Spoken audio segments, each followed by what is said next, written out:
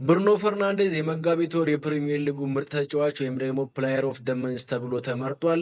ብሩኖ ይህንን ሽልማት ለስድስተኛ ጊዜ በማሸነፍ ከክርስቲያኖ ሮናልዶ እና ከስቲቨን ጀራርድ ጋር እኩል መሆን ችሏል።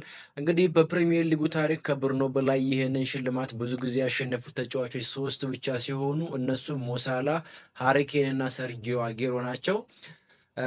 ሶስቱም ተጫዋቾች እንግዲህ 7 ጊዜ የወሩ ምርጥ ተጫዋች በመሆን ተሸልሟል። ብሩኖ ፈርናንዴዝ በመጋቢት ወር በፕሪሚየር ሊጉ የነበረው ቁጥራዊ መረጃ ስንመለከት 23 ለጎል የሚሆኑ እድሎችን መፍጠር ችሏል። 6 ለጎል የቀረቡ ትልቅ እድሎችን ወይም ደግሞ ቢግ ቻንስ መፍጠር ችሏል። በተጨማሪም ብሩኖ ፈርናንዴዝ 2 ጎል በማስቆጠር እንዲሁም 4 የመጨረሻ ኳሶችን በማቀበል በአጠቃላይ በ6 ጎሎች ላይ ቀጥተኛ ተሳትፎ ማድረግ ችሏል። ብሩኖ ፈርናንዴዝ የፕሪሚየር ሊጉ የዓመቱ ምርጥ ተጫዋች ለመሆን እየተቃረበ ይመስላል።